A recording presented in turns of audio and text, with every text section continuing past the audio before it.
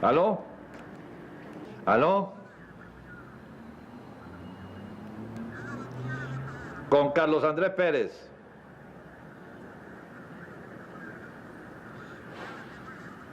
Hay mucho ruido, pero oigo. ¿Aló? ¿Aló? ¿Aló, aló? Parece que se cortó la llamada. ¿Aló?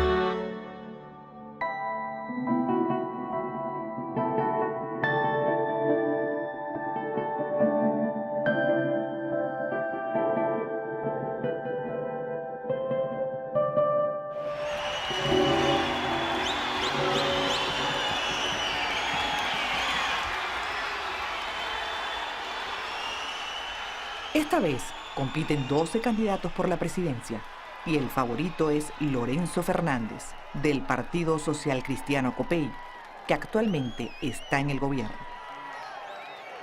Acción Democrática, de tendencia socialdemócrata, vuelca todos sus esfuerzos en ganar las elecciones y regresar al poder. Cuenta con un polémico candidato. Algunos afirman que realmente nació en Colombia, pero sobre todo hay voces que lo acusan de excesos en su combate contra la guerrilla, que buscaba derrocar al gobierno democrático en los años 60 a través de la lucha armada. Carlos Andrés Pérez era un hombre de carácter y cuando le corresponde formar parte del gobierno de Rómulo Betancourt, asume el Ministerio de Relaciones Interiores y allí fue la proa de la defensa del gobierno contra el movimiento guerrillero. Y Pérez, como ministro del Interior, tuvo una actitud muy firme. La izquierda lo bautizó el ministro policía. O sea, una fama bien ganada, ¿no? Para algunos que lo honra, ¿no? Para otros, pues la proyección del retaliador, del asesino. Pero el hecho cierto es que la subversión fue derrotada.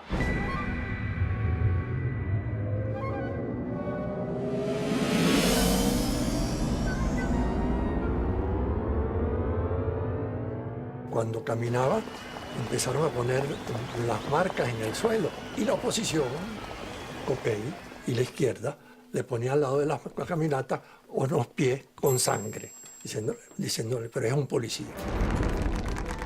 Militante de Acción Democrática por 30 años y 3 veces electo diputado, el caso de Carlos Andrés Pérez, antes ministro, ahora candidato presidencial, amerita llamar a profesionales de la publicidad. La campaña del 73 es la primera campaña que se hace en Venezuela con expertos internacionales de imagen. La gente pensaba que como tenía una imagen de policía y duro, eso le iba a perjudicar y querían suavizarlo. Nosotros más bien tratamos en la promoción de preservar la figura de Pérez como un hombre firme y fuerte. Es la primera campaña electoral en Venezuela en la que al candidato se le vende como un producto. Ahora, con largas patillas y camisas estampadas, emprende un intenso recorrido del país personificando su lema Democracia con energía. Todo vino de la campaña fabulosa que desde el punto de vista musical le dirigió, le organizó Chelique Saravia. Este hombre sí camina, va de frente y da la cara.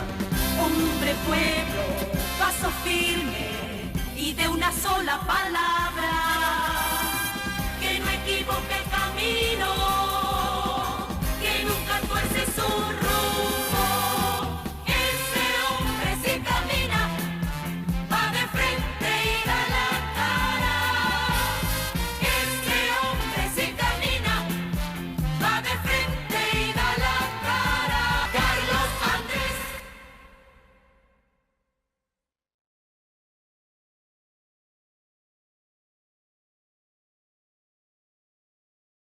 Venezuela es su historia, su tierra y su pueblo.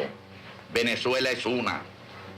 Venezolanas, venezolanos, lo convoco a todos sin excepción, para firmar el gran destino de Venezuela y de América Latina. Muy buenas noches.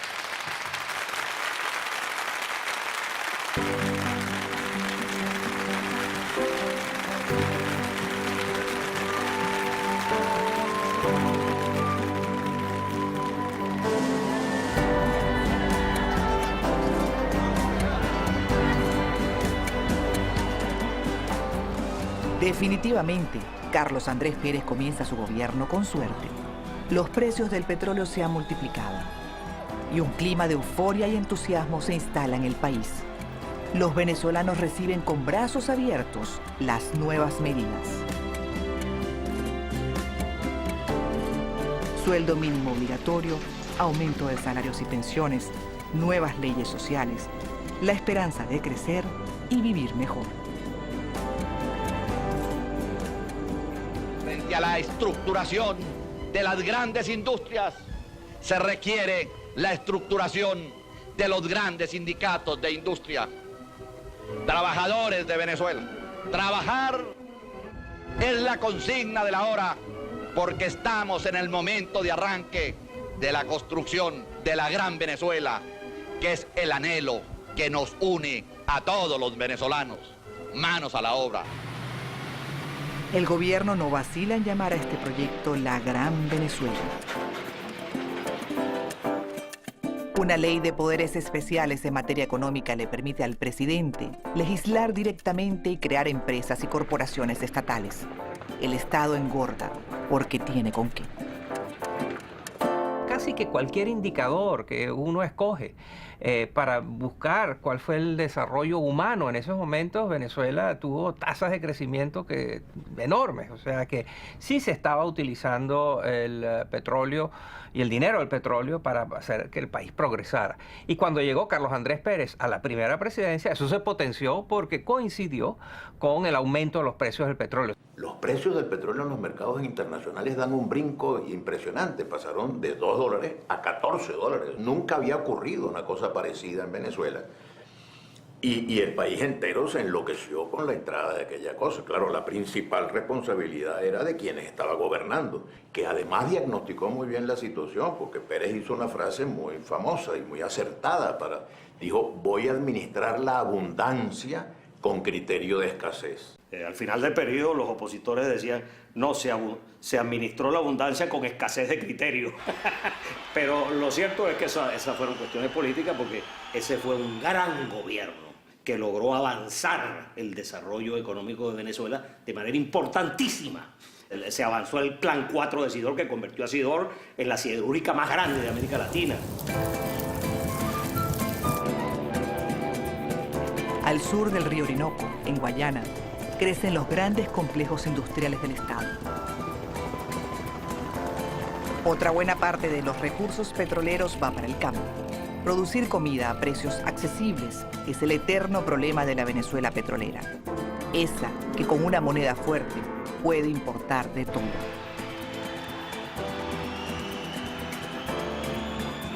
Por eso el gobierno entrega créditos agrícolas, subsidios a los fertilizantes y construye nuevas vías rurales. En mi gobierno, la agricultura y la cría ocupan un lugar prominente en la economía a fin de que puedan tener participación más activa y determinante en el proceso de desarrollo socioeconómico del país, en la cual se incorpore definitivamente la población campesina al proceso de desarrollo nacional y reconoce la importancia de la función social y económica. La histórica relación de Acción Democrática con el campo se fortalece cuando el gobierno, en un gesto sin precedentes, condona la deuda de los agricultores. Es, por supuesto, una medida aplaudida por el sector. También se crea Corpo Mercadeo, con la ilusión de abaratar el costo de los productos del campo al venderlos sin intermediarios.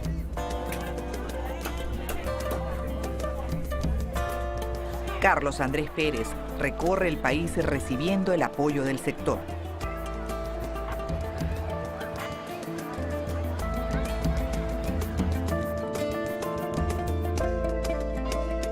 En el Táchira, su tierra natal, lo reciben con especial cariño. Nacido en Rubio, una zona cafetalera de los Andes venezolanos, se crió leyendo los periódicos colombianos. Allí, en Rubio, vivía también su prima Blanca Rodríguez, conocida como Blanquita, con quien se casó y tuvo 6 hijos. Ella lo acompaña a recorrer el país y va acumulando su propia popularidad como primera dama.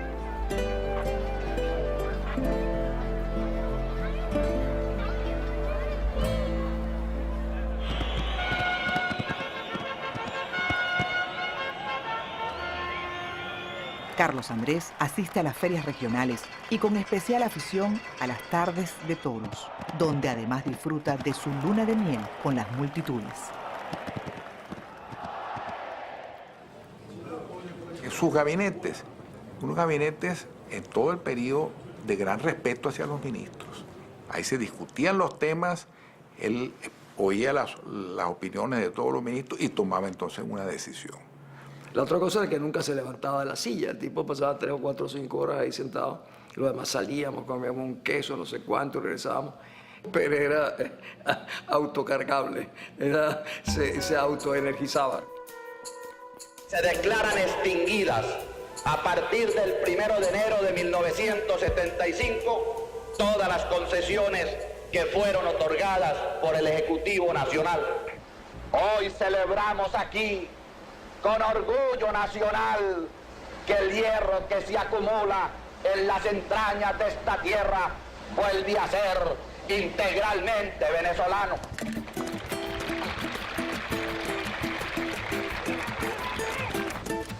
Ni la controversia política, ni la divergencia de intereses puede apartarnos de este acto de responsabilidad y de soberanía.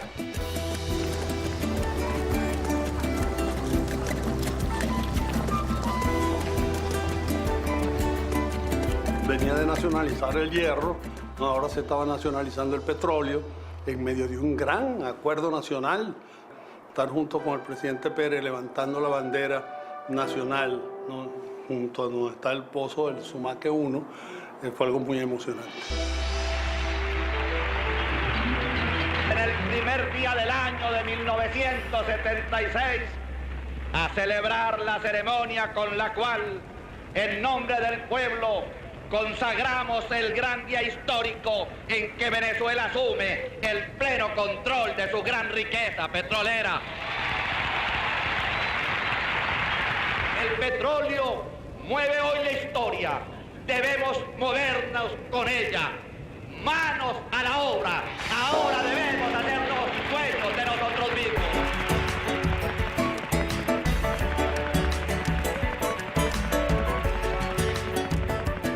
Una cosa es venezolanizar y otra cosa es estatizar. Lo que se hizo con la industria petrolera fue estatizarla.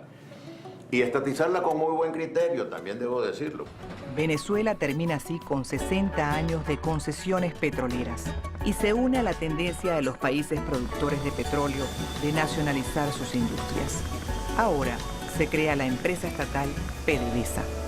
No fueron expropiaciones, no fueron confiscaciones, no, sino negociaciones, ¿no? El gobierno venezolano, como tenía dinero, compró a las empresas petroleras extranjeras que operaban en el país mediante acuerdos y discusiones muy serias. Y para dirigir PDVSA, el presidente Pérez tuvo el buen juicio de buscarse a un venezolano inobjetable llamado el general Rafael Alfonso Rabar, que fue una garantía de seriedad en el manejo de la industria petrolera. Y PDVSA, como casa matriz, pasó a ser una de las 5 de las 3 empresas petroleras más importantes del mundo. Venezuela era un país petrolero, pero también era un país democrático. Entonces allí las expectativas se podían expresar, se procesaban de una manera diferente que un país donde era un emirato, donde había un jeque, donde había un rey, como en Arabia Saudita, etc. Los países petroleros tienden a ser autocracias. Son momentos en que la calle vive un nacionalismo efervescente y un sincero optimismo por el futuro del país. Aunque también hay quienes advierten que la economía venezolana no está preparada para digerir tal avalancha de ingresos petroleros. Yo llegué en Caracas en 1975 y era un momento del boom petrolero. Llegué para hacer una entrevista con el fundador de la OPEP, Juan Pablo Pérez Alfonso. Y él me dijo a mí, era jovencita en ese momento, Teresita, ¿por qué está estudiando la OPEP? Eso es un tema muy aburrido. Debe estudiar lo que el petróleo está haciendo a nosotros, los venezolanos.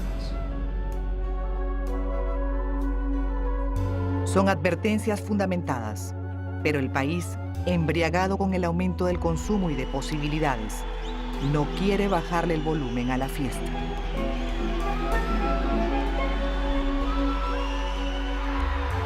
Carlos Andrés está en el auge de su popularidad y el país en el tope de sus posibilidades. Miles de jóvenes tienen ahora la opción de formarse en universidades tanto en Venezuela como en el exterior, apoyados por el innovador plan de becas Gran Mariscal de Ayacucho.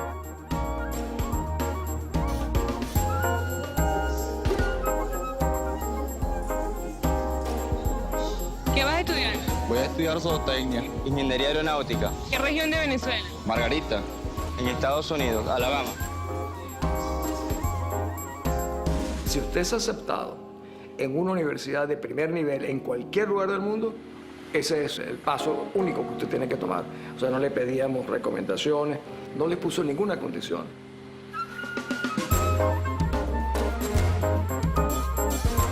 Yo mismo, que vengo de una familia humilde, bueno, me dieron una beca en Mariscal de Ayacucho, ¿verdad? Y me fui a estudiar en la Universidad de Harvard y en la Universidad de Yale, las dos universidades más rancias de los Estados Unidos. Gracias a ese programa de becas, yo no hubiera podido estudiar ni en la Universidad de Curazao, si no hubiera sido por el plan de beca Mariscal de Ayacucho, que fue un plan extraordinario.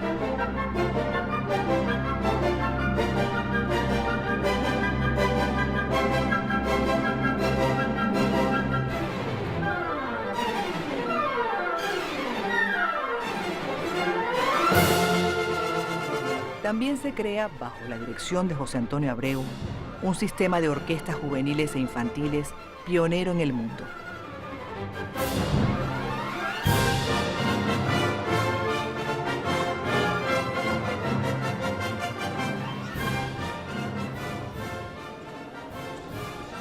Los ingresos petroleros también alcanzan para la cultura y el arte. Nacen museos y casas editoriales. Y nuevos créditos impulsan una cinematografía nacional apenas incipiente.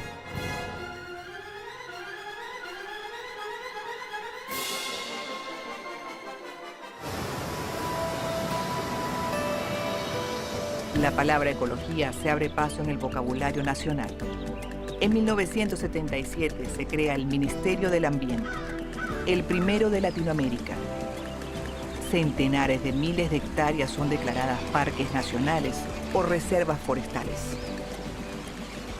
El gobierno de Carlos Andrés Pérez, el que haga las estadísticas de los parques, de las áreas de parques nacionales, cómo fueron incorporadas, se va a dar cuenta que ese fue el gobierno en que se incorporó mayor superficie de áreas de parques nacionales. Ese es un logro importante en el campo de la conservación. A partir del boom petrolero del 73, los países productores han tomado la escena internacional y Carlos Andrés se coloca en primera fila. Nunca antes en la historia de Venezuela un presidente había salido tantas veces del país ni intervenido en tantos foros. Ahora se asume como líder latinoamericano. La causa democrática de Nicaragua y los acuerdos de cooperación energética en Latinoamérica son ejemplos de su creciente protagonismo. Era una fuerza de la naturaleza desencadenada, ¿no? Entonces, claro que tenía mucho protagonismo, no era un líder, digamos, que se medía, ¿no? Él se entregaba totalmente.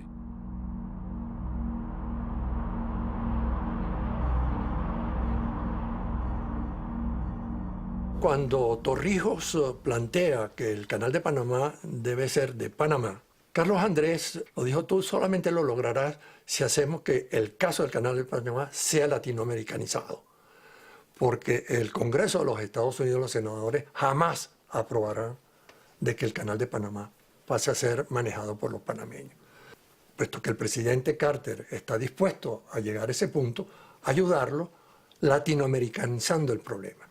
Y eso ayudó a que el Congreso de los Estados Unidos posteriormente no se opusiera. He estado en contacto con el jefe de gobierno de Panamá, con el jefe de gobierno de Colombia y con el presidente de Costa Rica, por cuanto fuimos los 4 países que dentro de la unidad y la comunidad latinoamericana orientamos una acción hacia la cooperación con Panamá para el logro de este hecho que tiene una importancia histórica extraordinaria.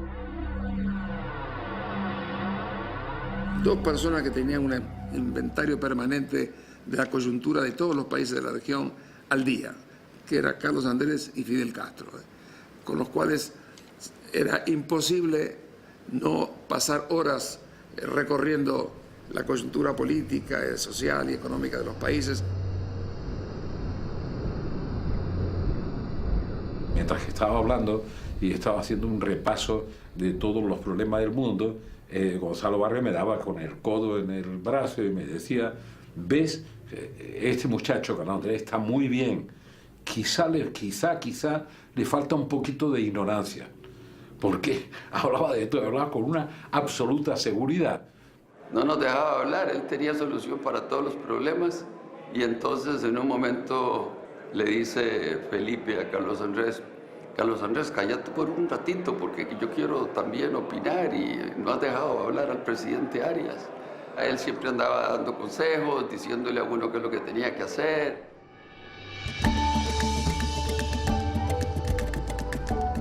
Sus viajes no solo son hacia los países vecinos, sino que recorre el mundo.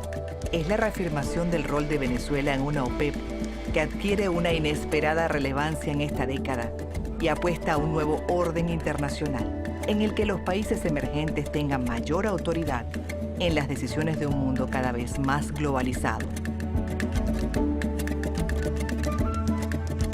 Por supuesto, Carlos Andrés Pérez, como presidente de Venezuela, era una figura muy atractiva, seductiva para las gentes que estaban involucrados en el manejo del tema petrolero en el mundo entero. Es un aprendizaje sobre la marcha de los acontecimientos. Carlos Andrés no habla ningún otro idioma. Su experiencia internacional solo cubría la región del Caribe, países que conoció en su largo exilio durante la dictadura militar de Pérez Jiménez en los años 50.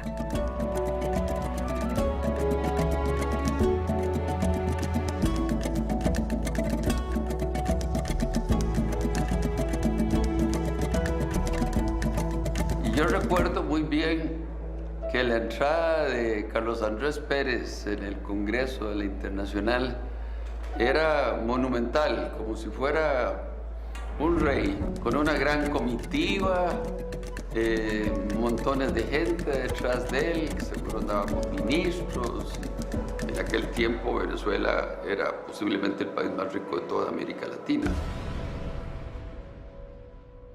Fue a la reunión del Internacional Socialista y como anécdota se encontró con Felipe González, que tenía prohibición de entrada a España. Carlos Andrés demuestra más bien su carácter, no solo su amistad, sino su carácter diciendo, no, tú te vienes conmigo. Tal. Entonces, durante el viaje le dije, mira, hagámoslo bien, no creemos una situación de tensión.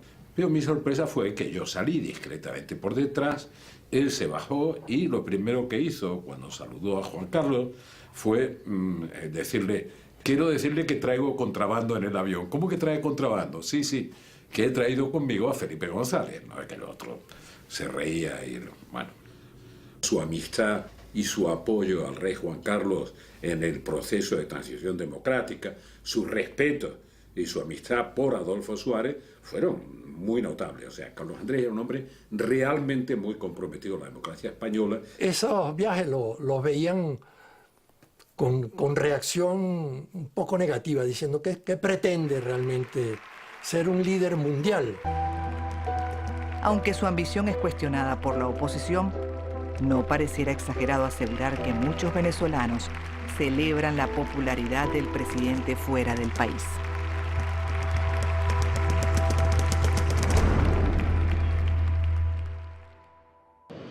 Pero el jefe de Estado no es el único que viaja. Cada vez más venezolanos pueden y comienzan a hacerlo. La fortaleza del bolívar frente al dólar les permite a muchos salir por primera vez de Venezuela y su principal destino es la ciudad de Miami. A los venezolanos se les conocerá pronto por aquello que suelen decir: está barato, dame 2.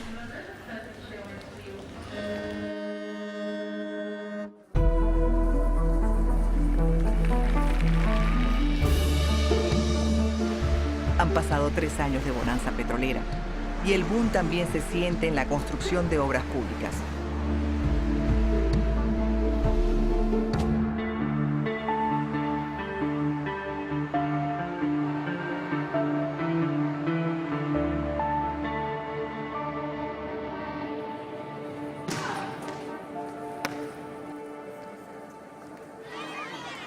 Hubo una inversión importante en escuelas y nuevos hospitales.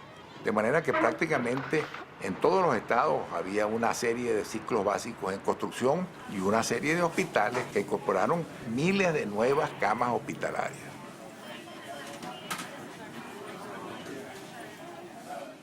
Que había una gran escasez de agua, todo el mundo clamando por agua.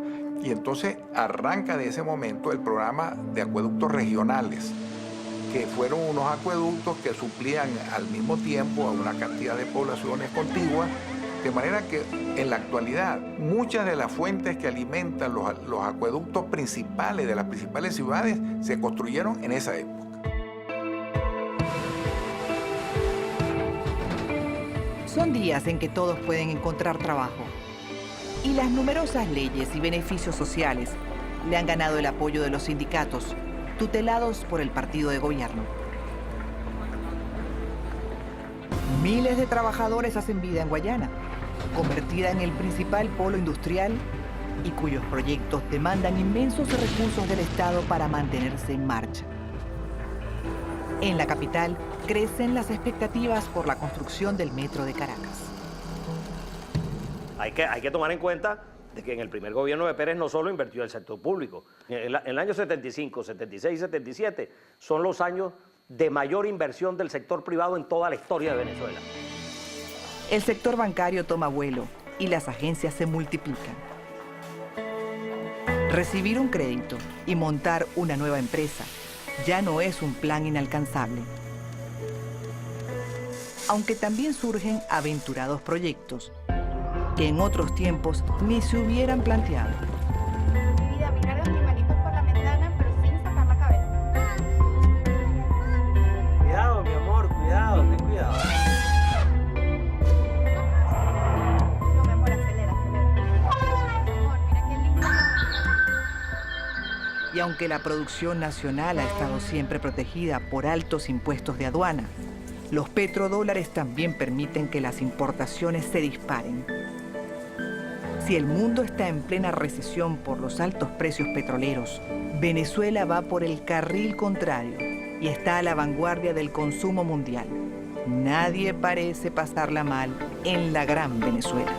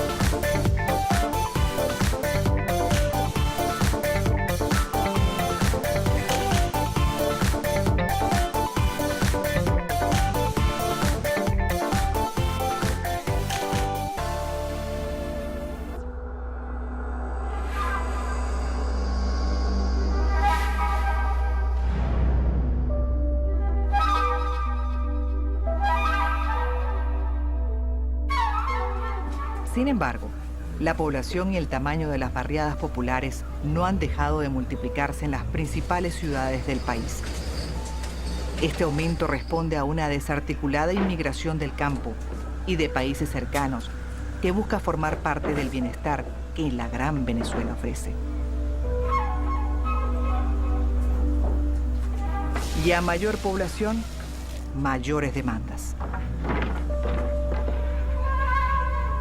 El país tenía conciencia de que había entrado una enorme cantidad de dinero y los problemas básicos de los ciudadanos no se habían resuelto. Entró una cantidad de dinero que no tenía precedentes en la historia fiscal venezolana y Carlos Andrés Pérez quiso aprovechar eso para dar un gran salto. El país, sin embargo, hay que reconocerle al doctor Juan Pablo Pérez Alfonso, no estaba administrativamente preparado para administrar esa masa importante de recursos y entonces todos esos recursos no fueron eficientemente utilizados. Bueno, se fueron creando algunos grupos alrededor de ese chorro de dinero que le entró al país. Esos fueron catalogados en primer lugar por algunas personas como los 12 apóstoles. El petróleo en Venezuela creó no solo una situación económica, sino también creó una cultura, creó una forma de vivir, creó expectativas y ciertamente todo eso tuvo consecuencias sobre la manera como se organizó la política, la manera como se procesó el conflicto de ideas, de generaciones, de regiones, de intereses, de prioridades.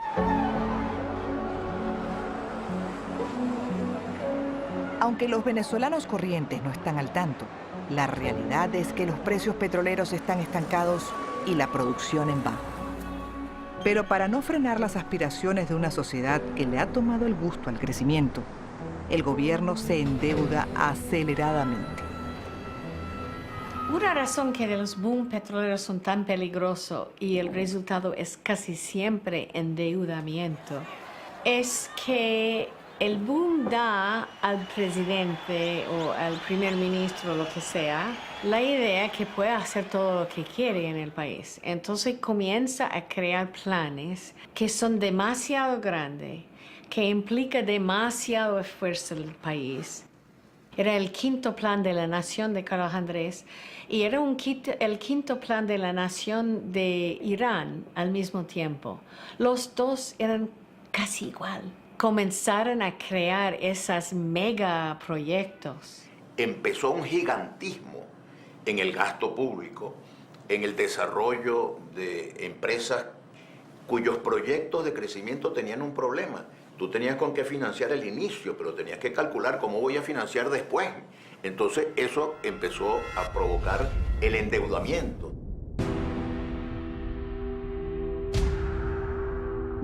Los bancos internacionales hacen cola para prestarles a los países petroleros, ofreciendo dinero con muy bajo interés, asegurados por los altos precios del petróleo. ¿Pero qué pasó? Lo que pasó, colapso de precios, como siempre, no sabemos cuándo, y alza del precio de dinero y las tasas de interés. Entonces, lo contrario que debía pasar, pasó. Que esta deuda comenzó a ser muy, muy caro y el petróleo más barato. Y eso era la causa de una línea y una pérdida de recursos tan increíble, no solamente para Venezuela, pero para todos. La cobija de los petrodólares comienza a hacerse corta. Y con el país cada vez más endeudado se inicia, aún de forma velada, el colapso del petroestado.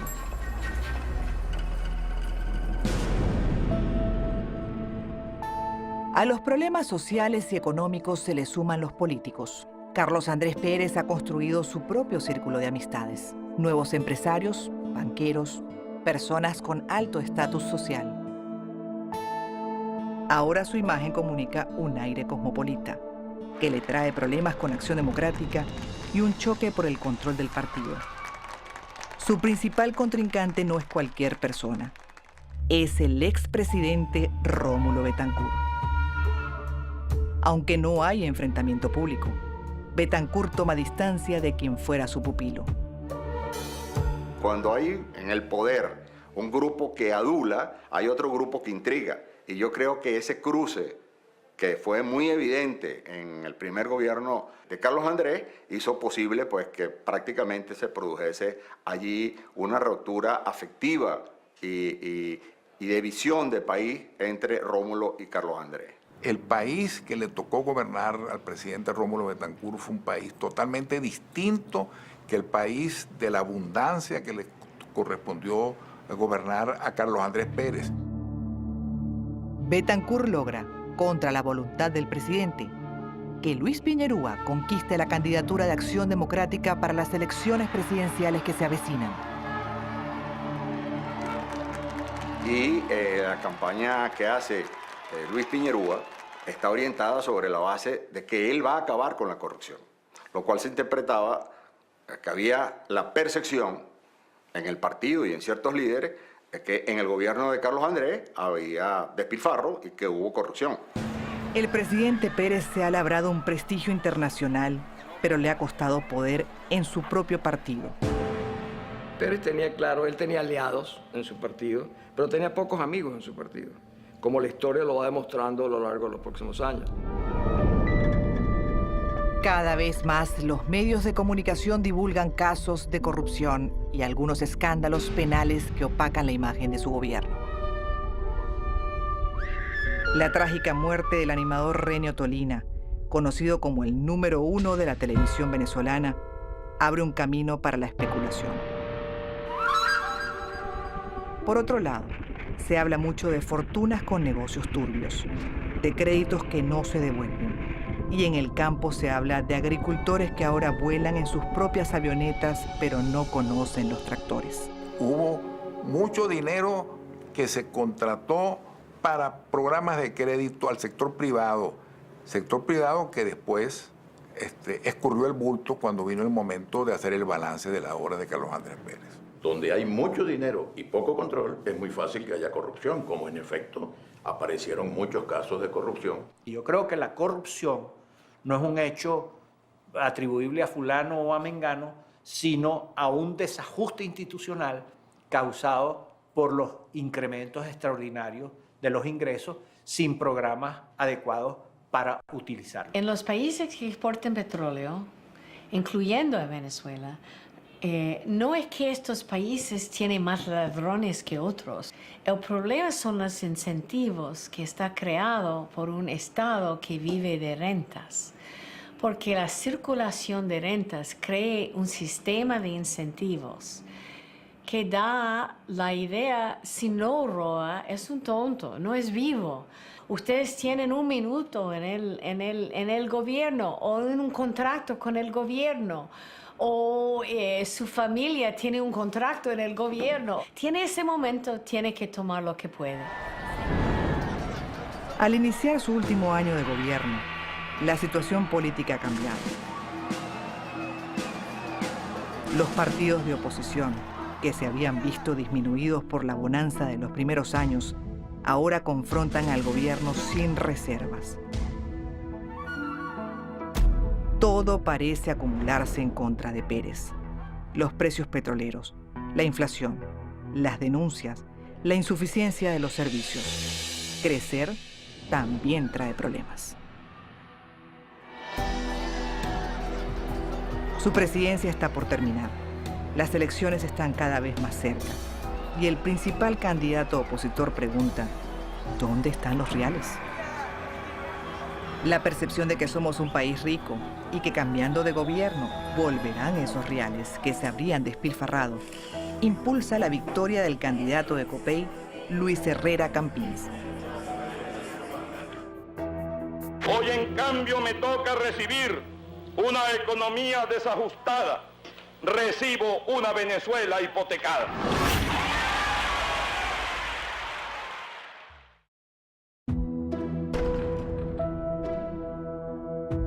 Se ha cumplido una vez más un periodo democrático, caracterizado por la civilidad y el respeto a la división de poderes. También han sido 5 años sellados por un gran crecimiento de los ingresos petroleros, del poder del Estado, del nivel de vida y aspiraciones de los venezolanos, pero igualmente marcados por el derroche y los límites reales de la llamada Gran Venezuela.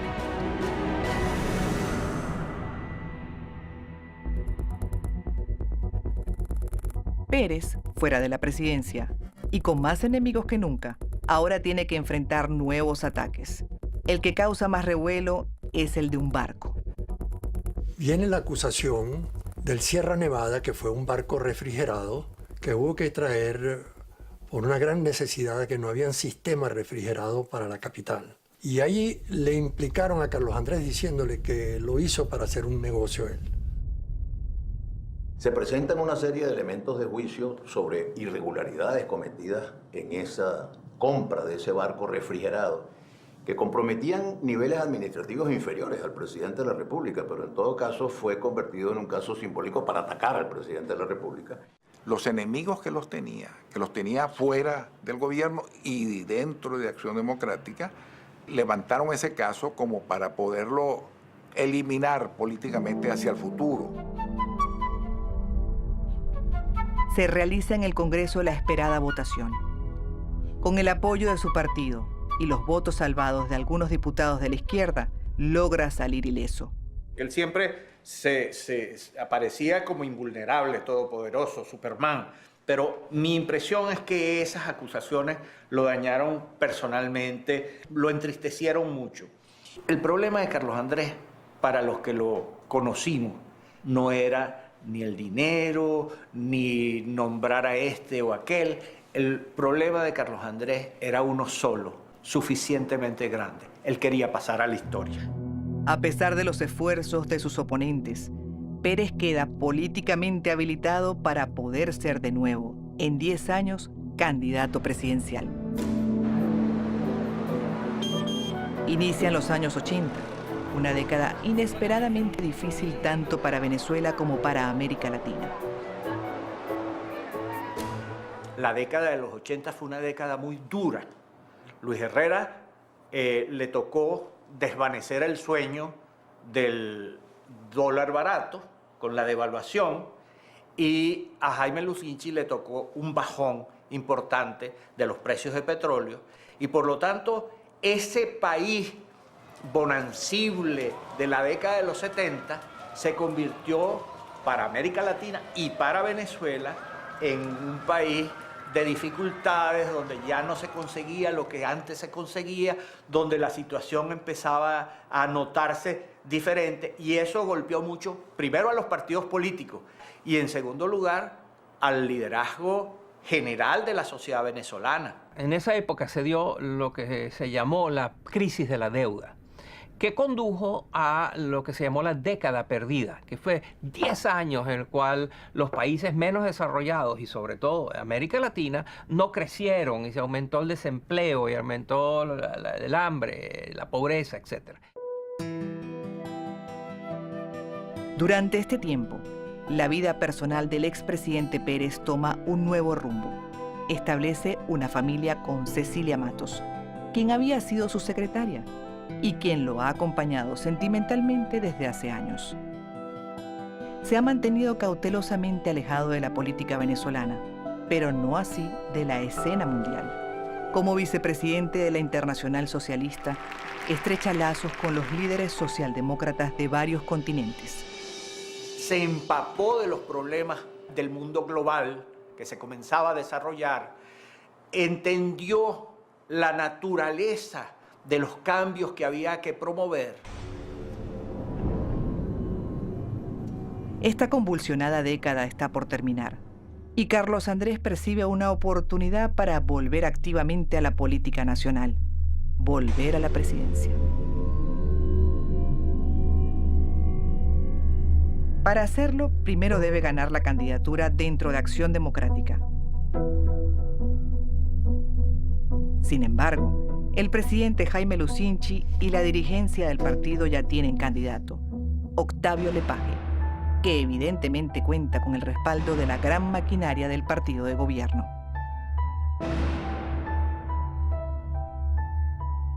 Pero Carlos Andrés viene decidido y confiado en su popularidad, apoyado por las bases del partido y el movimiento sindical.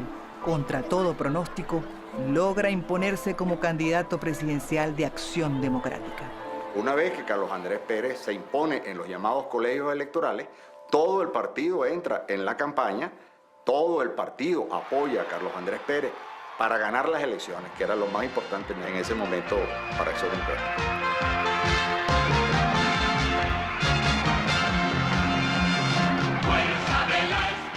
Pérez asegura traer ideas que cambiarán el rumbo del país. Ahora, no anunció medidas económicas, no anunció el plan de ajuste. El decirle uno a los venezolanos cuando uno es candidato presidencial, si yo soy presidente, yo le voy a tener que apretar el cinturón a todos porque todos vamos a tener que pagar las consecuencias de los errores cometidos anteriormente, eso no es popular. Entonces él omitió hablar de esa situación.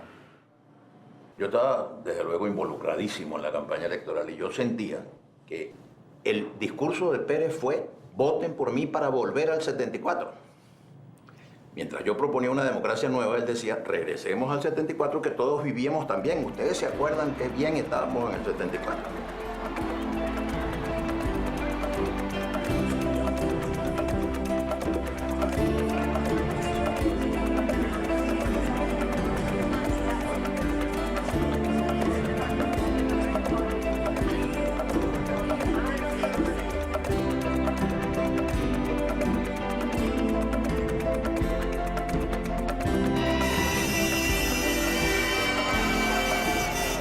Es el primer presidente venezolano electo democráticamente 2 veces.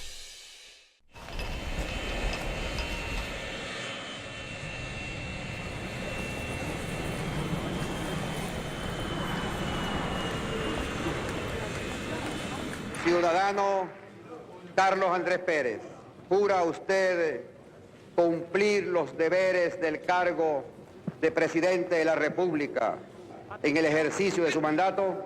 Sí, juro.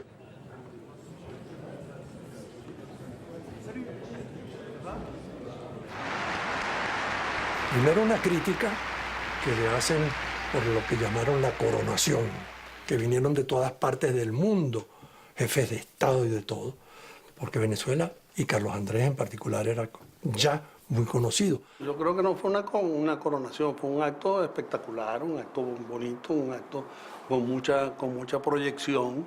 Yo dije esto: desde la coronación de la reina de Inglaterra no había habido un espectáculo más, digamos, exagerado que este.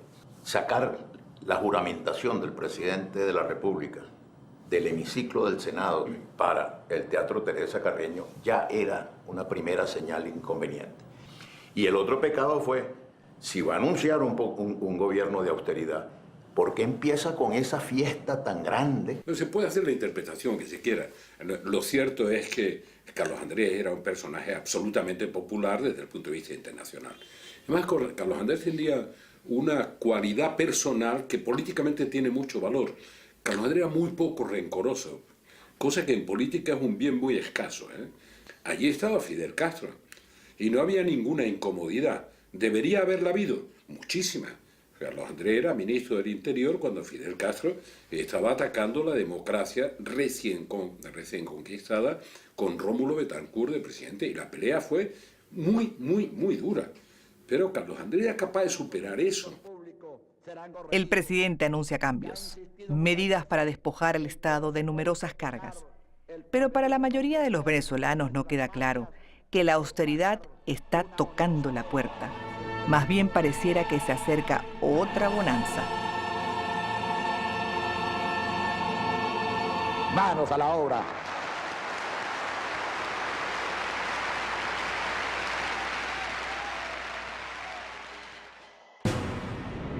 El inicio de este segundo gobierno está marcado por 2 novedades.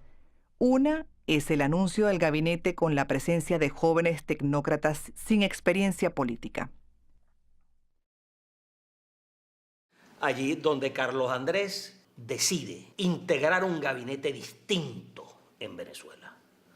Un gabinete con muy pocos políticos y más bien muchos técnicos y profesionales. Y eso comenzó a crear ruido. Algunos dirigentes de Acción Democrática se preguntaban, bueno, ¿y cómo es que el partido no tiene una cuota adecuada dentro del gobierno? No tiene una cuota de ministros más importante. Yo no tenía ninguna vinculación política, ni con Carlos Andrés Pérez, ni con Acción Democrática, ni con nadie. Yo era un académico puro. Además, él nos veía a nosotros como la generación Ayacucho, la cosecha que él iba a recoger de lo que sembró en el primer gobierno con el plan de beca Maricate de Ayacucho. Eso sí, lo que yo sí hice mucho fue pensar en cuál tenía que ser un gran programa de desarrollo para el país, pero un programa no de ajuste, un programa de crecimiento económico sostenible en el tiempo, acelerado, para convertir a Venezuela en un país desarrollado. Y con este fin, la mayor novedad es la liberación de la economía, eliminando el control de cambio, reduciendo impuestos a las importaciones, disminuyendo subsidios, es decir, limitando la injerencia del Estado en el comportamiento económico. El Gran Viraje es un programa para la democracia y para el ciudadano, es decir, para mejorar tanto como se pueda la calidad de vida de todos los venezolanos. El Gran Viraje fue una frase para comunicarle al país que estábamos tratando de darle la vuelta a ese gran barco llamado Venezuela y darle una nueva senda de mayor crecimiento, de mayor modernidad, de mayor democracia y de mayor justicia. Tuvo la lucidez de darse cuenta que no podía venir con las políticas del primer gobierno, sino que tenía que cambiar porque había que hacer un gran ajuste de la economía venezolana. Mientras desde el gobierno se le llama el Gran Viraje, la oposición lo llama el paquetazo. Y llegar en el segundo, y él dijo, mi madre, no hay dinero. Y entonces ustedes, y además los pobres, tienen que pagar. No los ricos, pero los pobres. Costo de petróleo, costo de autobuses, costo de comida, costo de etcétera, etcétera. Todo la receta de la Fundación Monetaria Internacional que siempre mete muchos de esos sacrificios en los que no crearon el problema. La idea que era posible no acudir al Fondo Monetario Internacional es, por supuesto, uno de los mitos. Ya repito, el país tenía 300 millones de dólares en las reservas del Banco Central. No tenía la capacidad de importar, no tenía la capacidad de acceder a los mercados internacionales, tenía un enorme desabastecimiento. La economía estaba realmente colapsada. Y le pasó a Rusia, y le pasó a los países asiáticos, y le pasó a casi todos los países de América Latina. Cuando eso pasa, llorando, pataleando y quejándose, pero hay que terminar con el Fondo Monetario Internacional. Pero no se trata solo de obtener recursos, sino de realizar difíciles ajustes macroeconómicos. Claro, para ello hay que hacer, como te digo, algunos ajustes en la política económica. No puede ser un país proteccionista. Un país proteccionista no puede ser un país exportador. Manejar la política cambiaria de manera distinta. Tú tienes que tener una tasa de cambio en lugar de la tasa de cambio sobrevaluada que siempre tuvo Venezuela, por lo cual era muy fácil importar, ¿verdad? No, una tasa libre competitiva que permita al sector industrial, al sector agrícola, al sector turístico convertirse en grandes sectores de exportación. Estas medidas económicas del Gran Viraje son anunciadas en medio de un tenso ambiente social, motivado por la escasez de productos de la cesta básica como consecuencia del control de precios que mantenía el gobierno anterior.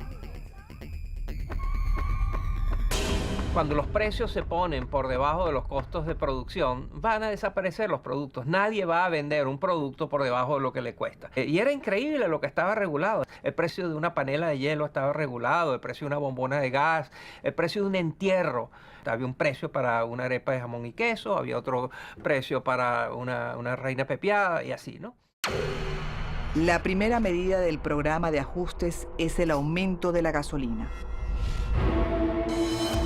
El gobierno de Pérez en general empieza con plomo en el ala por esa tragedia histórica que fue el 27 de febrero, que ocurrió a los 25 días de la toma de posesión de Carlos Andrés Pérez, que fue el 2 de febrero de 1989, ¿ok? Donde el programa económico no había empezado a aplicarse, porque no había tiempo. El único aumento fue de la gasolina un mediecito que la gente más bien se quedó sorprendida. Bueno, y este es todo el ajuste. Un día lunes, los transportistas adelantan el aumento de sus tarifas y en Guarenas, Los usuarios comienzan a reclamar. Muy pronto, la protesta toma otras dimensiones y se replica con fuerza en la capital.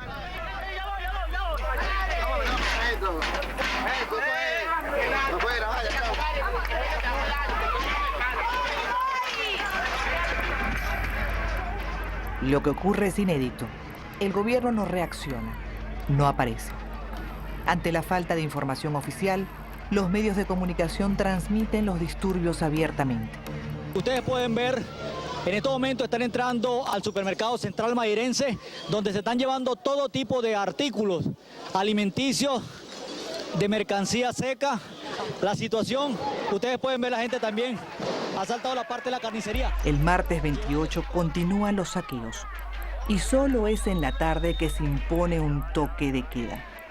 Las Fuerzas Armadas no lo pueden permitir que minorías que no quieren entender esta situación aprovechen cualquier evento para desatar una ola de intranquilidad en toda la nación. El gobierno llama al ejército para restablecer el orden y asistir a la policía superada por los disturbios.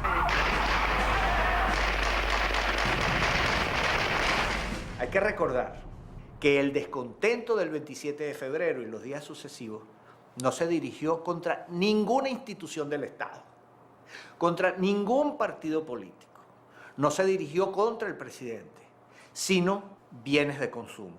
Y ahí participaron sectores sociales, no solamente pobres.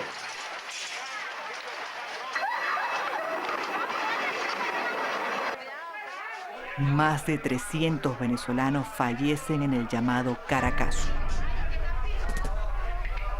El mito de la democracia excepcional de Venezuela en América Latina se derrumbó. También había pobres, también había escasez, también había problemas, también había descontento, también la década de los 80 había hecho su oficio de erosión en la fe popular, que ciertamente marcaron una época, marcaron el gobierno y marcaron la historia de Venezuela.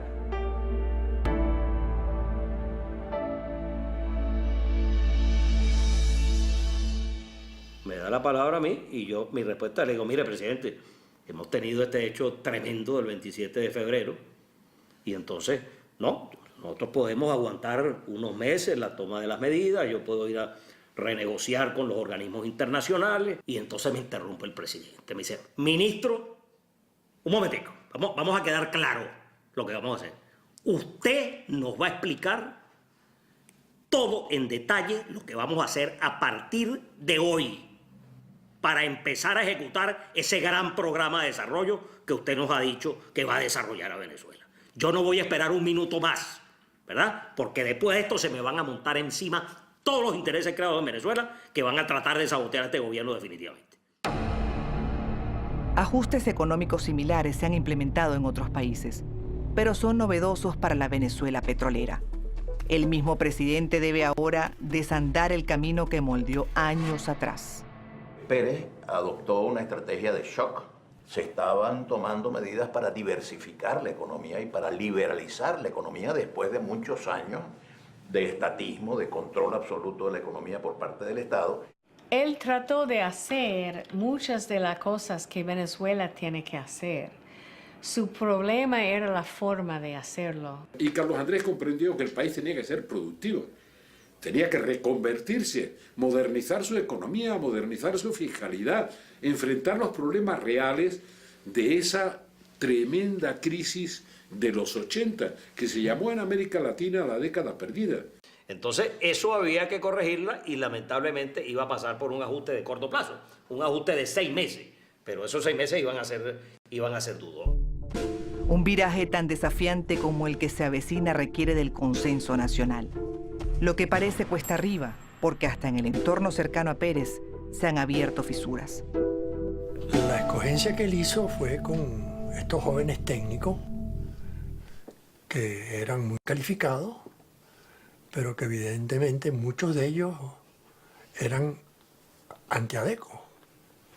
Y eso lo sintió inmediatamente el partido. Era necesario un programa de ajuste, pero la cuestión de presentarlo como algo que tenía que ser de choque allí el partido tuvo sus reservas y pidió gradualidad. Se hizo de esa manera porque se pensaba, para decirlo en términos más claros, que los tragos amargos hay que tomárselos rápido. Una de las grandes sorpresas mías en el gobierno era ver cómo grupos dentro de Acción Democrática eran más hostiles al gobierno y más rechazaban y repudiaban la reforma que la oposición muchas veces. Comenzó una lucha fratricida dentro de Acción Democrática entre lo que se llamó en aquel momento el perecismo y el lucichismo, que llevó al partido a un estado de intolerancia mutua. Yo creo que eso le hizo un daño terrible al partido y creo que también a la democracia venezolana. Pero la verdad es que fue toda una generación de venezolanos que repudió estas ideas. Y es que estos ajustes significan que las empresas privadas cuenten con menos apoyo del Estado y se obliguen a ser más competitivas, que los trabajadores organizados asuman reducciones de personal, que los partidos políticos acepten una menor burocracia estatal. Por supuesto, nada de esto es sencillo. Yo creo que este programa necesita apoyo político, que hay que construirle apoyo político. Me dijo, mire, ministro, ocúpense ustedes de hacer lo que tienen que hacer, que yo me ocupo de apoyarlos. Él tenía un punto de caudillo, ¿eh? Él tenía un punto de decir, bueno, que la energía personal es capaz de superar obstáculos por muy fuertes que sean. Me dijo, mire Fernández, este programa no lo podemos hacer en América Latina, sino dos gobernantes. El general Pinochet en Chile por la fuerza de sus bayonetas y yo aquí en Venezuela por la confianza que el país tiene en mí.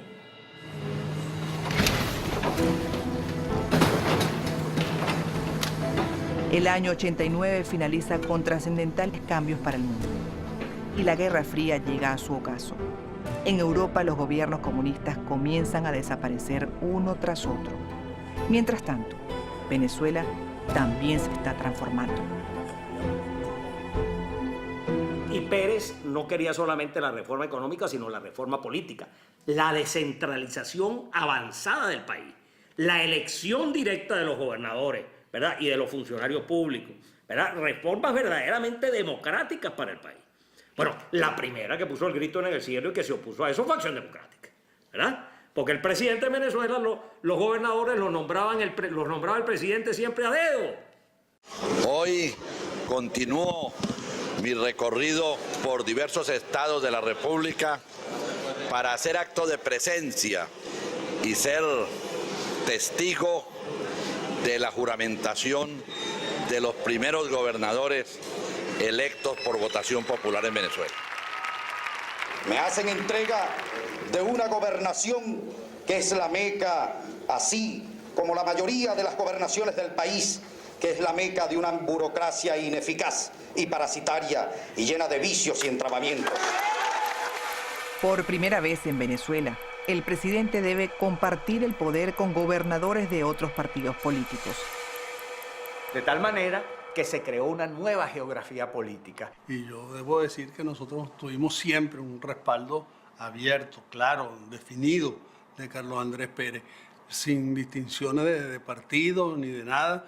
Los gobernadores copellanos no nos podemos quejar, ¿no? Y los del MAS tampoco, y los de Causa R tampoco, porque había para todos los gustos. La agricultura es una parte esencial, estratégicamente fundamental para consolidar la soberanía del país y para garantizar el desarrollo de su economía. Ustedes, campesinos, ustedes, agricultores, todos de Venezuela, son un pivote y un factor central para la modernización de nuestra patria. ¡Manos a la obra! ¡Manos a la obra! El gran viraje también llega al campo. Es cierto, durante años ha sido apoyado con importantes subsidios y ahora la nueva política obliga al Estado a disminuir las ayudas y a los productores a ser más eficientes y competitivos.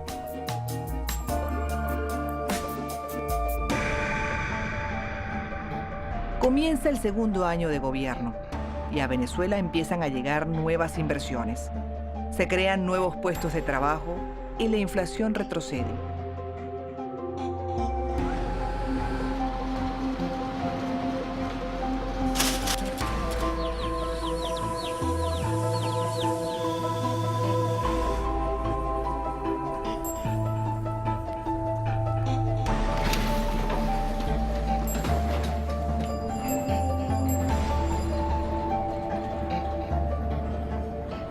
Un sector de la economía crece y logra exportar, pero otros han tenido que reducirse o cerrar. Un buen ejemplo de estas dificultades es el sector textil, que ahora tiene que competir en precio y calidad con las telas importadas que pagan menos impuestos para entrar al país. Ya yo había aprendido el discurso que me decían. Primero me felicitaban, segundo nos decían lo importante que eran esas reformas, tercero nos decían que ellos tenían todo el apoyo de las reformas y después me pedían una excepción para su industria, porque siempre toda su industria eran estratégicas y que a ellos no les tenía que tocar las reformas, ¿no? Entonces empezaron a perforar el apoyo al programa, unos porque iba muy rápido, otros porque iba muy lento, otros porque favorecía este sector, otros porque desfavorecía este sector. Un sector acostumbrado a las políticas de protección, a esa Venezuela rentista, ¿verdad?, que protegía las industrias con prohibiciones de importación, con aranceles del 150%.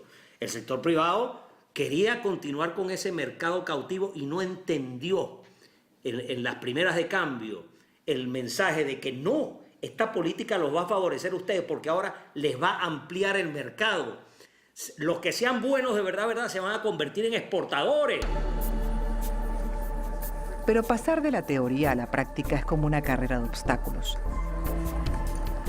Las fuerzas sindicales que habían promovido el regreso de Carlos Andrés resienten que su poder adquisitivo tarda en recuperarse, aunque diferentes planes sociales ayudan a paliar el aumento en el costo de la vida. Por ejemplo, la beca alimentaria, que era una beca en efectivo y en alimentos a todos los niños que asistían a los colegios públicos. Ese fue el gran programa social de Lula da Silva en Brasil. La beca familia lo llamaba él. Y el de Ernesto Zedillo en México, la beca familia también en México. Ese programa, el primero que lo creó fue el gobierno de Carlos Andrés Pérez en 1989. La beca alimentaria. El aumento tremendo de los hogares de cuidado diario, la inversión en hogares de cuidado diario, el seguro de paro forzoso, ¿verdad? También es cierto que estos planes sociales difícilmente cubren las necesidades que ya existían y que se han acentuado por los ajustes. Desde el Congreso, tampoco se facilita la labor del gobierno. Los partidos políticos frenan importantes iniciativas como la creación del impuesto al valor agregado, el IVA. Entonces, queríamos racionalizar el impuesto sobre la renta y crear el IVA, que Venezuela era el único país del mundo donde no había IVA, porque siempre todo había salido del petróleo. En los países que tienen mucho petróleo y en donde el Estado moderno fue formado en el mismo momento de la explotación de petróleo, como Venezuela, eso implica que las instituciones del Estado están formadas alrededor de renta, de la profita excesiva que viene del petróleo. Estos países son diferentes que todo el resto de los países del mundo. Y lo importante de eso es que vivir de rentas implica que no tiene impuestos, no tiene la necesidad de extraer recursos de su población. Venezuela, desde que es un país petrolero, el Estado mantiene a los ciudadanos. Y por eso, tradicionalmente, los venezolanos no pagábamos impuestos. Carlos Andrés Pérez se juega en estos años su viejo prestigio, rectificando del pasado.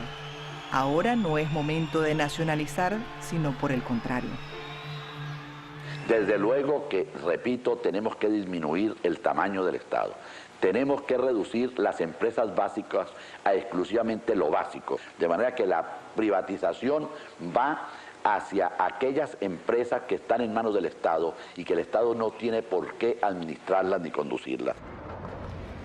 La más emblemática es la privatización del monopolio estatal de telefonía, CanTV. Una empresa telefónica que tú para agarrar el tono tenías que pasar 10 minutos con el teléfono en la mano para que te cayera el tono, ¿verdad? Y después tenías que marcar 10 veces el número, ¿verdad? Porque ahí no se había vuelto a invertir un centavo en materia de telecomunicaciones en Venezuela. Sin embargo, son muy pocas las que se logran realizar. En un país tan estatista como Venezuela, privatizar siempre ha sido motivo de confrontación y desconfianza. Por eso, a quienes están apostando a la privatización de nuestras grandes empresas básicas, Alcasa no será entregada a los grandes monopolios del capital internacional, ni cedida a precios viles a los dueños del capital nacional. La Confederación de Trabajadores de Venezuela tenía un poder real, un poder de negociación y de presión real. Y cuando hablaban de privatización, siempre la CTV, que prácticamente la cúpula de la CTV, los principales dirigentes de la CTV estaban en la Dirección Nacional de Acción Democrática, planteaban, ajá, ¿y qué va a pasar con los trabajadores? Para mí era como obvio que había que privatizar el hipódromo de la Rinconada, donde los dueños de los caballos eran la gente más rica de Venezuela, eran criadores, ahí se hacían apuestas inmensas los sábados y los domingos, corrían muchísimo dinero, todo el mundo ganaba, menos el Estado, menos los ciudadanos venezolanos. Bueno, fue imposible. Fue absolutamente imposible el privatizar el hipódromo, que daba pérdidas todos los años y era dinero que nosotros necesitamos desesperadamente para los hospitales, para las escuelas, y no lo teníamos porque se lo llevaba el hipódromo. No eran cantidades muy grandes, pero creo que es un símbolo muy interesante de qué es lo que pasa con las privatizaciones. Casi 3 años después de haberse implementado el gran viraje, la economía venezolana ha superado la aguda crisis económica. Queremos comercio en condiciones de reciprocidad y equilibrio. El presidente continúa el paradigma de su primer gobierno y mantiene una intensa agenda internacional.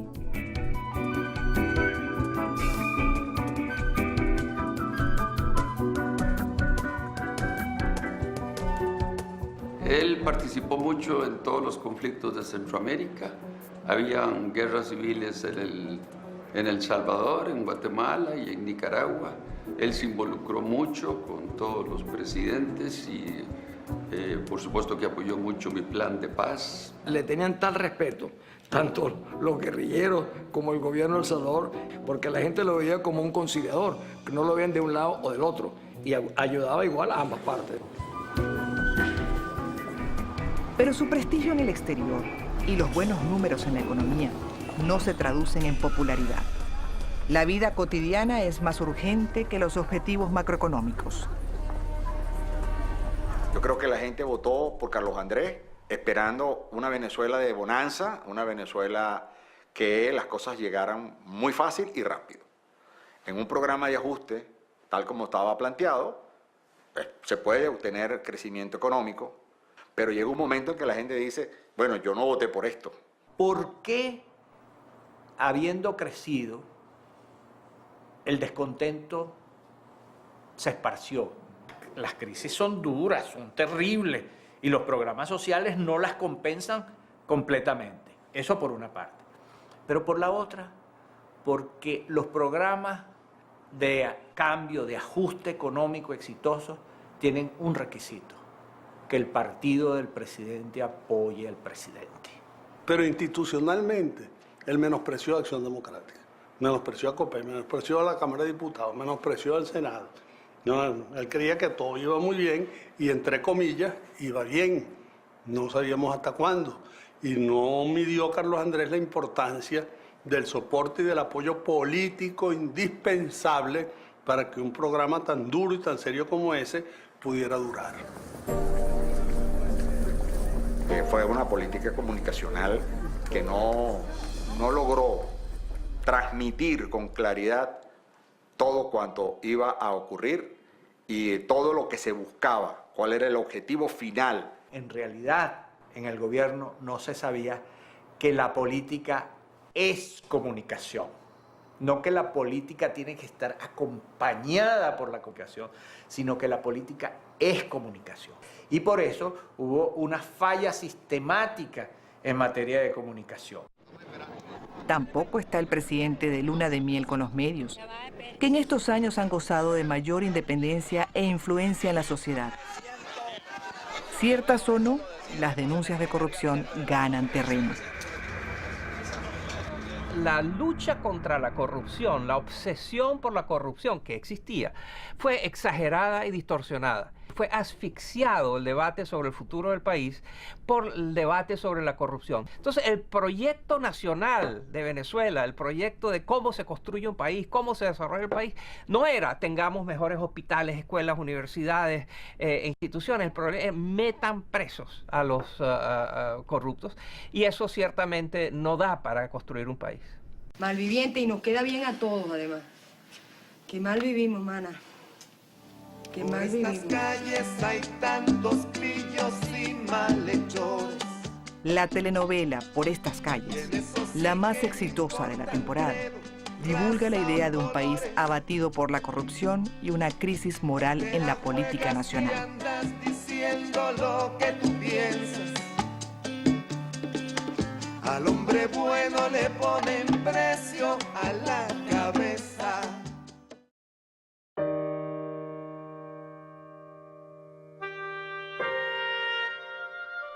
A todo esto se suma la confusa situación alrededor de la vida personal del jefe de Estado. La presencia pública de Cecilia Matos ha crecido y es tema en los medios. A su entorno se le vincula con favoritismos y negocios poco transparentes. Revelaba que el presidente de Venezuela tenía un problema personal no resuelto que se convirtió en un flanco de acusaciones, por ejemplo, acusaciones de corrupción. Le hizo daño especulativo entre quienes querían perjudicarlo y lo lograron. Una relación muy complicada y yo creo que muy negativa, primero que todo, para estas dos señoras, para la familia de Blanca Pérez y sus hijas y para la familia de Cecilia Matos, que después de todo era el presidente de la República, y los jefes de Estado tienen una responsabilidad más allá de lo personal, que es preservar la forma. Curiosamente, en una relación mucho más compleja como esta, perdió el sentido de las formas, y eso ha sido la parte más criticable de su vida, de su vida, que no es su vida política, pero que sí afectaba a su vida política.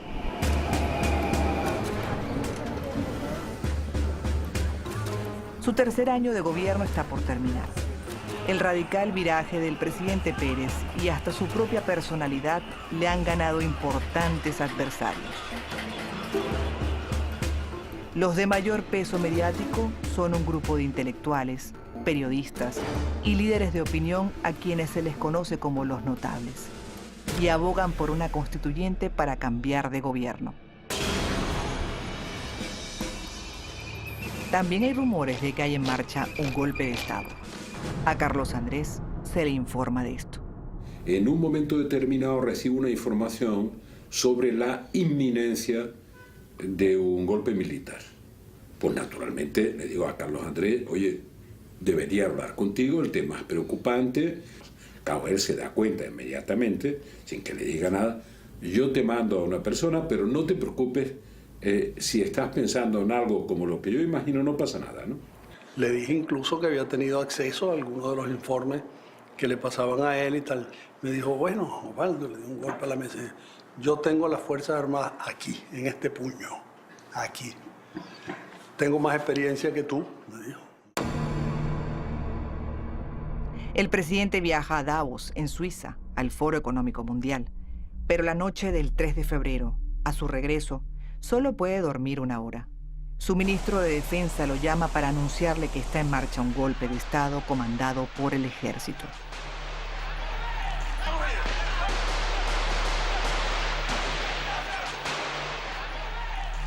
Carlos Andrés llega al Palacio de Gobierno, que los golpistas tratan de tomar por todos los medios.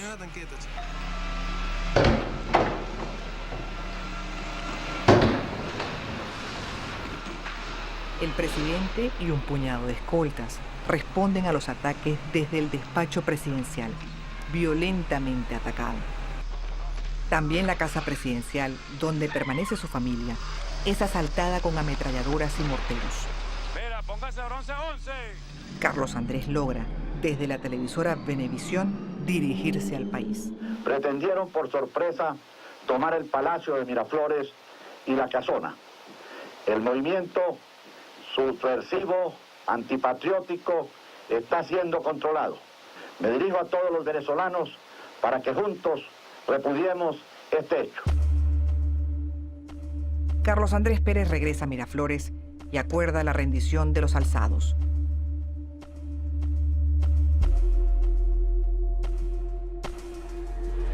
Horas más tarde, el jefe de los golpistas en Caracas aparece en televisión. Compañeros, lamentablemente, por ahora, los objetivos que nos planteamos no fueron logrados en la ciudad capital. Las declaraciones del teniente coronel Hugo Chávez tienen impacto. Una parte del país interpreta la asonada militar como una ansiada reivindicación. Más derramamiento de sangre, ya es tiempo. Esa tarde, los partidos políticos coinciden unánimemente en condenar el fallido intento. Y no era admisible que un grupo de oficiales se apoderaran de unos tanques de guerra en una madrugada y le entraran a cañonazos a la casa donde vivía la familia del presidente de la República y al Palacio de Miraflores para asaltar el poder. Entonces yo, como líder de la oposición, sentí que mi obligación era salir a decir, cuidado, esta no es la vía.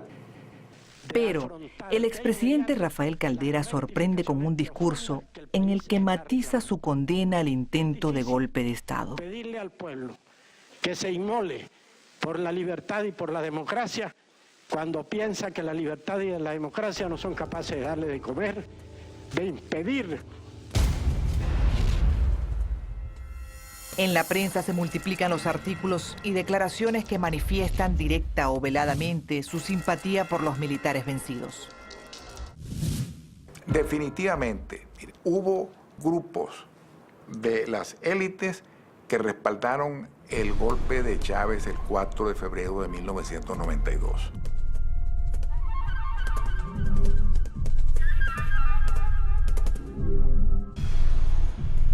Aunque el golpe militar fracasa, dejando decenas de venezolanos muertos, los sectores opositores a Pérez parecen haber ganado más ímpetu para exigir rectificaciones y hasta un cambio de gobierno. Porque no hubo sector que no se vio afectado por las reformas. Fue un ajuste que tocó a todos y hubo una masiva reacción. Yo nunca me olvidaré un día que estaba en mi carro y estaba oyendo una radio y había un disc jockey. Y lo oigo en un discurso en contra de las reformas, ¿no?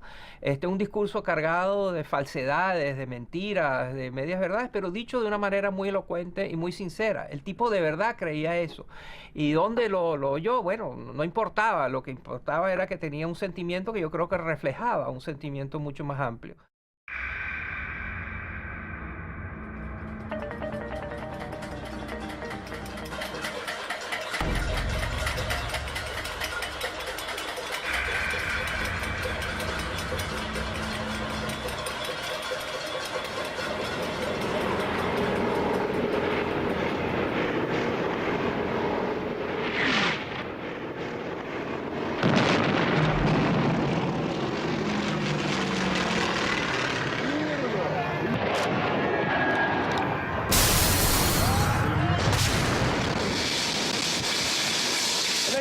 Señores, ustedes pueden observar cómo acaba de caer un cohete cerca del Palacio de Miraflores. Sin embargo, y gracias a Dios no hemos sufrido daños, pero parece que una de las partes del Palacio de Miraflores sí sufrió bastantes daños, uno de los muros.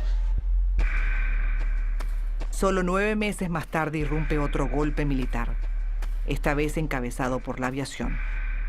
En Caracas hay combates aéreos y el Palacio de Gobierno es bombardeado.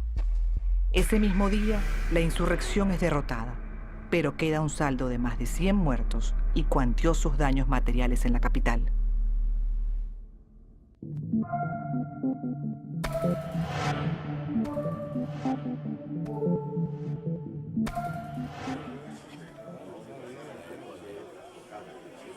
Apenas días más tarde, se realizan las segundas elecciones para gobernadores y alcaldes. Acción Democrática pierde algunas gobernaciones y responsabiliza a la política del presidente Pérez por esta derrota. He defendido la majestad de la presidencia de la República frente a las bombas, frente a la metralla y frente a la infamia. Es un momento para la unidad.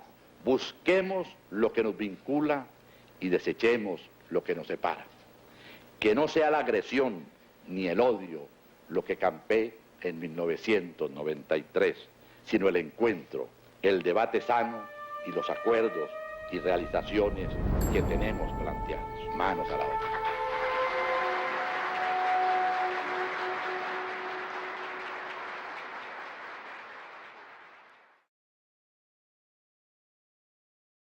Cuatro difíciles años intentando cambiar el paradigma rentista de un petroestado han dejado su huella en el ánimo del presidente y en su popularidad. Carlos Andrés lo que pasa es que se quedó solo.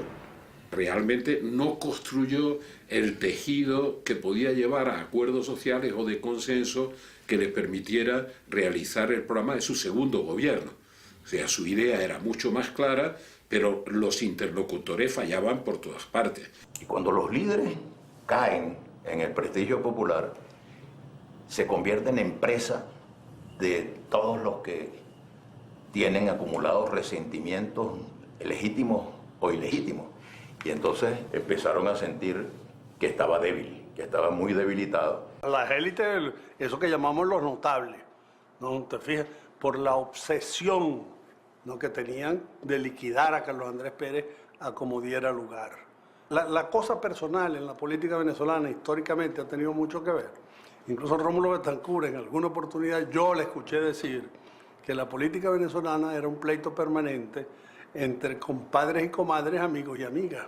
Finalmente no había fuerza política y social para sostener lo que estábamos haciendo. Y fuerza son sindicatos, gremios, partidos, asociaciones empresariales, opinión pública, medios de comunicación. Es decir, el presidente y el gobierno se fueron quedando solos.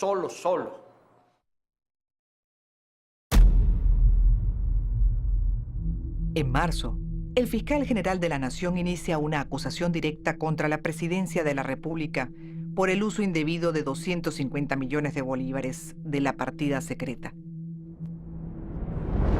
Y ese caso, que fue a comienzos del gobierno de Carlos Andrés, durmió hasta que políticamente los factores que querían a Carlos Andrés Pérez fuera del gobierno decidieron que era el momento oportuno para utilizar ese expediente y lograr su objetivo.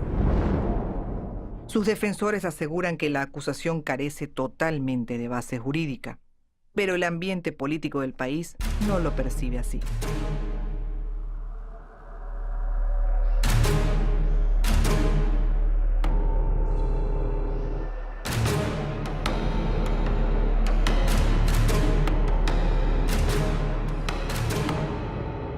La mirada está puesta sobre la Corte Suprema de Justicia para que se pronuncie pronto.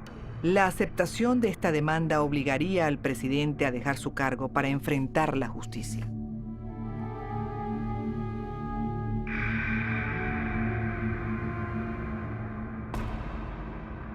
Carlos Andrés reúne a su gabinete en el Palacio de Miraflores. Esperan juntos los resultados de una histórica votación. Hay quienes le han aconsejado no renunciar en ningún caso. El presidente cree en su buena estrella. Una llamada telefónica termina con el suspenso. Con una mayoría de 9 votos y 6 abstenciones, la Corte ha tomado su decisión.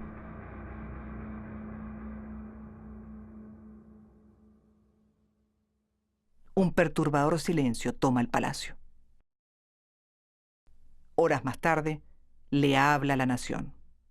Me dirijo hoy a todos mis compatriotas. El pasado 9 de marzo, en mensaje dirigido a la nación, expliqué minuciosamente la forma y las razones por las cuales se tramitó una rectificación presupuestaria de 250 millones de bolívares con cargo a los servicios de inteligencia y seguridad del Estado. Fue una explicación precisa y clara. Esta decisión de la Corte Suprema de Justicia, no la juzgo, será la historia, implacable en sus veredictos, la que lo hará más adelante. No tengo inconveniente en confesar que hubiera preferido otra muerte.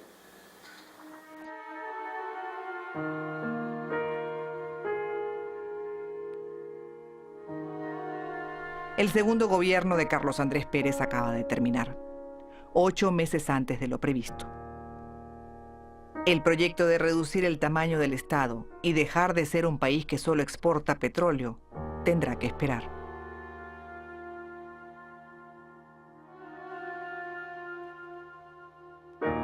Él aceptó la decisión del Tribunal Supremo de Justicia, que fue una votación muy dividida, muy peleada, y se quedó por fuera, pues. Dio un testimonio, ¿no?, de lealtad institucional, ¿no?, hacia las instituciones básicas a costa de su propia presidencia y de su propio prestigio. Él, en vez de acumular y concentrar y buscar trucos legales y políticos y financieros para concentrar poder, él distribuyó el poder. Y al final, esa distribución del poder terminó acabándolo a él y llevándolo a la cárcel.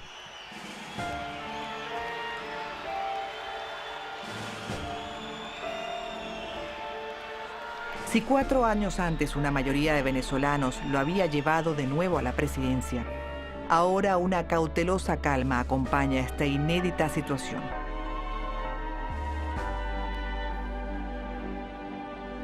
Días más tarde, el historiador Ramón J. Velázquez es electo por el Congreso para asumir la presidencia hasta el final del mandato constitucional.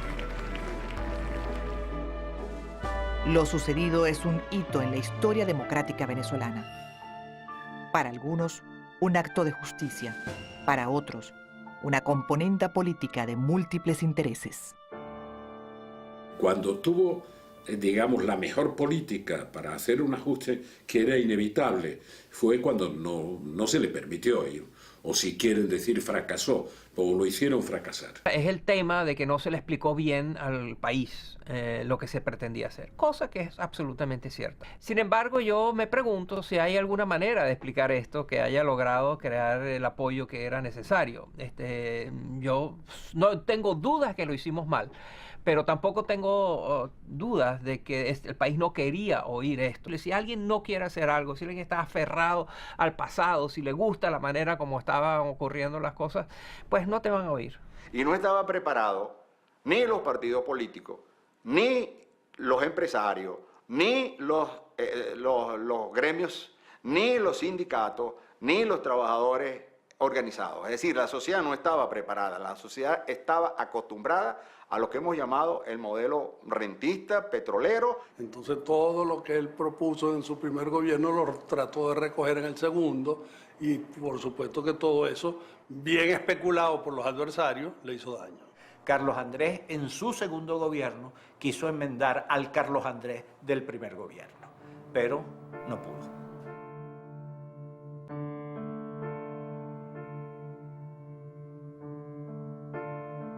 Definitivamente es un animal político, querido y rechazado. Ha gobernado el país durante casi 10 años de su vida. Pero han sido 2 periodos tan diferentes que cuesta creer que ha sido el mismo hombre quien los ha liderado. Los 2 gobiernos de Carlos Andrés Pérez han dejado una huella profunda entre los venezolanos, pero también preguntas que aún nos quedan por responder. ¿Puede un país recibir inmensos ingresos petroleros y no convertirse en un petroestado más? ¿Acaso son los líderes más necesarios que las instituciones?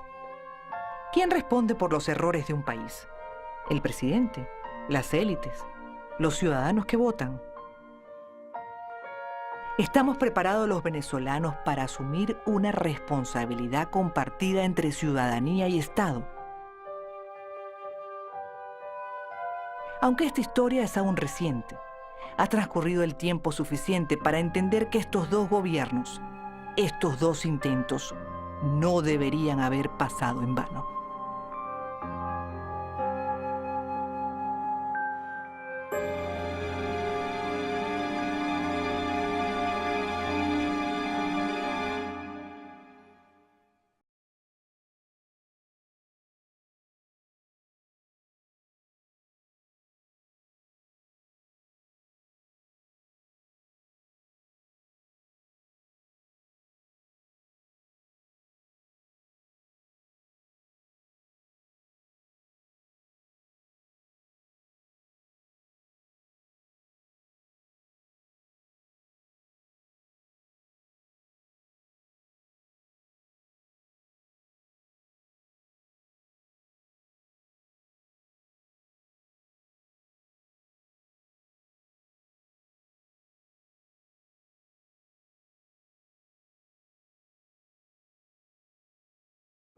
La cultura del odio, desgraciadamente, esa es la historia venezolana. Y si nosotros continuamos por ese camino, pues seguimos abriendo una ancha, inmensa y profunda fosa a las aspiraciones de bienestar de los venezolanos. La única manera de que saquemos a Venezuela de esta crisis tan profunda es eliminando el odio. ¿Aló? ¿Aló, aló? ¿Aló? Como que estaba hablando para nadie, como que se había cortado el...